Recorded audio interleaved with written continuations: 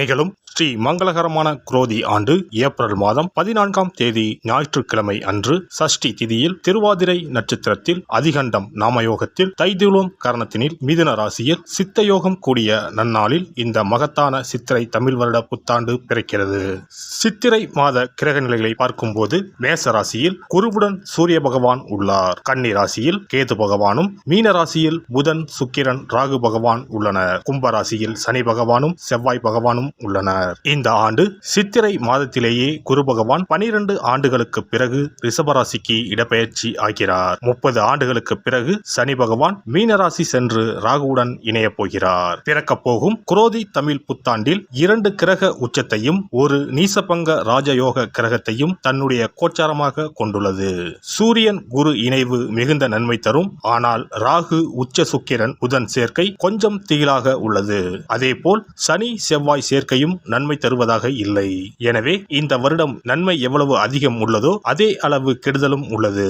எனவே அவரவர் குடும்ப பெண்களையும், இளைஞர்களையும், குழந்தைகளையும் நீங்கள்தான் பத்திரமாக பார்த்துக் கொள்ள வேண்டும். இதில் ஒன்றை சொல்லியே ஆக வேண்டும். நினைப்பதை நல்ல செயலாக நினையுங்கள். ஏனெனில் கொஞ்சம் கோக்குமாக்கு யோசனை எட்டி பார்க்கும். வேறென்ன, ஒரு துணையை செட்டப் பண்ணலாமா என்று ரொம்ப நாளாக மனதில் ஓடிக்கொண்டே இருக்கும். இந்த மாதிரி விளங்காத யோசனைகள் எல்லாம் வேண்டாம். செல்வம் செல்வாக்கு பெருக, நல்ல நட்பு கிடைக்க, முயற்சிகளில் முன்னேற்றம், வாழ்வின் அபிவிருத்தி என இவை சார்ந்து சிந்தனை செய்யுங்கள். இந்த வருடம் அத்தனையும் நடக்கும். நல்லன எல்லாம் கைகூடி வரும். தனுசு ராசி அன்பர்களே, 6ஆம் வீடான ருண ரோக சத்ருஸ்தானத்தில் கலஸ்திரஸ்தான குருவாக பயணம் செய்ய போகிறார் குரு பகவான். குரோதி ஆண்டில் குருவின் பார்வை உங்கள் ராசிக்கு 2ஆம் வீடு, 10ஆம் வீடு, 12ஆம் வீடுகளின் மீது விழுகிறது. குரு பகவான் குரோதி ஆண்டில் 6ஆம் பாவமான அடிமை தொழில், தாய்மாமன், நோய், கடன் எதிரி ஆகியவற்றை குறிக்கும் பாவகத்தில் பயணம் செய்ய போகிறார். சுப கிரகம் 6இல் வந்தால் அசுப பலன்கள் குறையும் என்பது ஜோதிட விதி. 6இல் குரு, ஊரெல்லாம் பகை என்பது பழமொழி. உங்கள் ராசிக்கு பாக்கியாதிபதியும் விரையாதிபதியுமான குரு 6இல் வருவது ஒரு வகையில் நன்மையே. பொன்னவன் குருவின் பொன்னான பார்வை தொழில் ஸ்தானத்தை பார்ப்பதால் தொழிலில் மாற்றம், முன்னேற்றம், அந்நிய தேச பயணங்கள் வரலாம். இதுவரை படித்து வேலையில்லாமல் இருந்தவர்களுக்கு நல்ல வேலை கிடைக்கும். அஷ்டமத்து சனியால் இதுவரை தடைப்பட்ட காரியங்கள் தடை நீங்கி நல்ல விதத்தில் நடக்கும். திறமை, அறிவுக்கு ஏற்ற அதிகமான வருமானங்கள் வரும். ஆனால் சுப விரயமும் அதிகரிக்கும். உடல் ஆரோக்கியத்தில் அதிக கவனம் தேவை.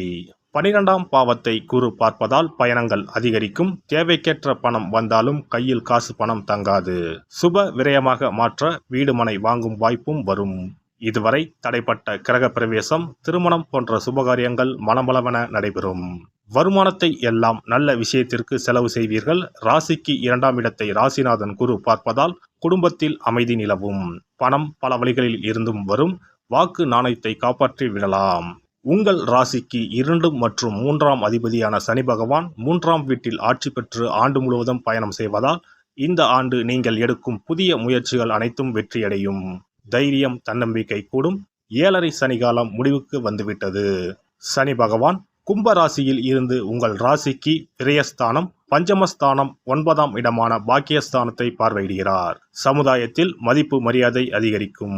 உங்கள் உழைப்புக்கு லாபம் கிடைக்கும். தொழிலில் படிப்படியாக முன்னேற்றம் கிடைக்கும். ஆண்டின் இறுதியில் சனி பகவான் 4ஆம் வீடான மீனராசிக்கு இடப்பெயர்ச்சியாகி ராகுவுடன் பயணம் செய்கிறார். அர்த்தாஷ்டம சனி ஆரம்பம் ஆவதால் ஆரோக்கியத்தில் அக்கறை காட்டுவது அவசியம். குரோதி ஆண்டு முழுவதும் 4ஆம் வீட்டில் ராகுவும் தொழில் ஸ்தானத்தில் கேதுவும் அமர்ந்து பயணம் செய்வது சிறப்பான அம்சமாகும். வீட்டில் மகிழ்ச்சியும் உற்சாகமும் அதிகரிக்கும். சிலர் புதிய வீடு மாறுவீர்கள். சிலருக்கு வேலையில் மாற்றம் ஏற்படும். புதிய வேலைவாய்ப்புகள் தேடி வரும். பொறுமையோடு இருந்தால் இழப்பை சரி செய்யலாம். இழந்த செல்வாக்கை திரும்ப பெறலாம். பொருளாதார நிலை சீரடையும். அம்மாவின் உடல் ஆரோக்கியத்தில் அக்கறை காட்டுங்கள். திடீர் மருத்துவ செலவுகள் வர வாய்ப்புள்ளது. வெள்ளிக்கிழமை ராகு காலத்தில் துர்க்கைக்கு விளக்கேற்றி வழிபடுங்கள். சிறப்பு பரிகாரம். செவ்வாய் தோஷம் நீங்க செய்ய வேண்டிய பரிகாரங்கள் என்னென்ன, வழிபட வேண்டிய தெய்வம் யார் என்பதனை பற்றி காண்போம். நவ கிரகங்களில் சூரியனுக்கு அடுத்தபடியாக செயல் ஆற்றல் உள்ள கிரகம் செவ்வாய். ஆளுமை திறன், ஆற்றல், வீரம், அதிகாரம் செய்தல், வளைந்து கொடுக்காத தன்மை, தர்மம், நீதி, நேர்மை, நியாயம் போன்ற அம்சங்கள் கொண்ட கிரகம் செவ்வாய். செவ்வாய் பலமாக இருந்து நல்ல ஆதிபத்தியம் பெற்று அவரது தசை நடக்குமானால் சகோதர சகோதரிகள் மூலம் பெரும் அனுகூலம் ஏற்படும். பெரிய பதவிகளில் உள்ளவர்கள் தொழில் அதிபர்களின் தொடர்பு கிடைத்து அதன் மூலம் முன்னேற்றம் உண்டாகும். பலமற்ற ஆதிபத்தியம் பெற்று தசை நடக்குமானால் கீழே விழுவதும் அடிபடவும் நேரிடும். வாகன விபத்துக்களை சந்திக்க நேரிடும். இரத்த காயங்கள், வெட்டுக்காயங்கள், இரத்த சம்பந்தமான நோய், சித்தப்பிரமை, தலையில் அடிபடுதல் போன்றவற்றை ஏற்படுத்துவார் செவ்வாய் பகவான்.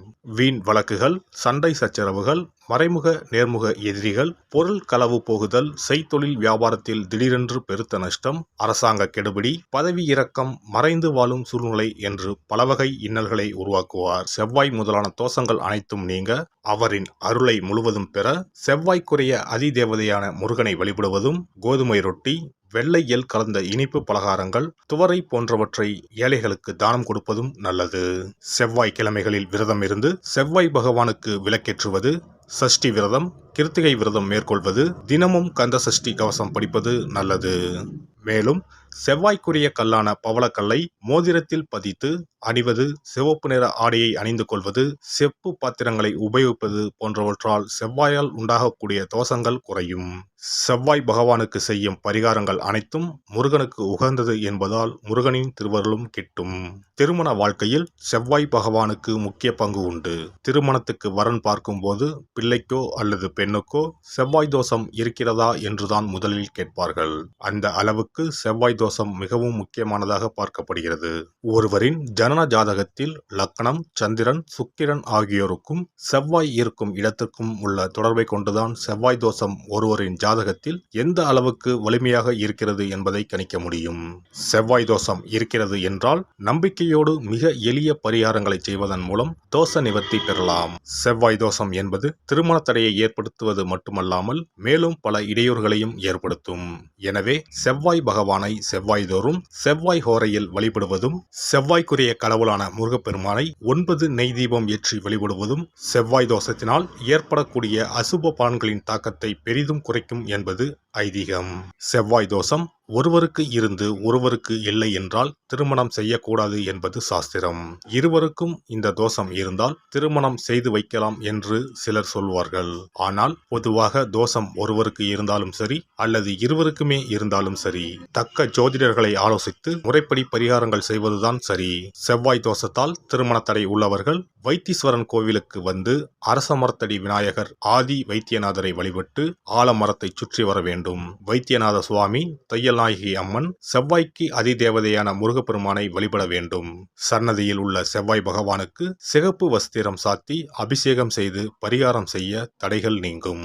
இந்த வீடியோ பதிவு உங்களுக்கு பிடித்திருந்தால் லைக் பண்ணுங்க, கமெண்ட் பண்ணுங்க, ஷேர் பண்ணுங்க, மறக்காம சப்ஸ்கிரைப் பண்ணுங்க, பக்கத்துல இருக்கிற பெல் பட்டனை கிளிக் பண்ணுங்க. நன்றி, வணக்கம். ஓம் நமச்சிவாய. சிவாய நம.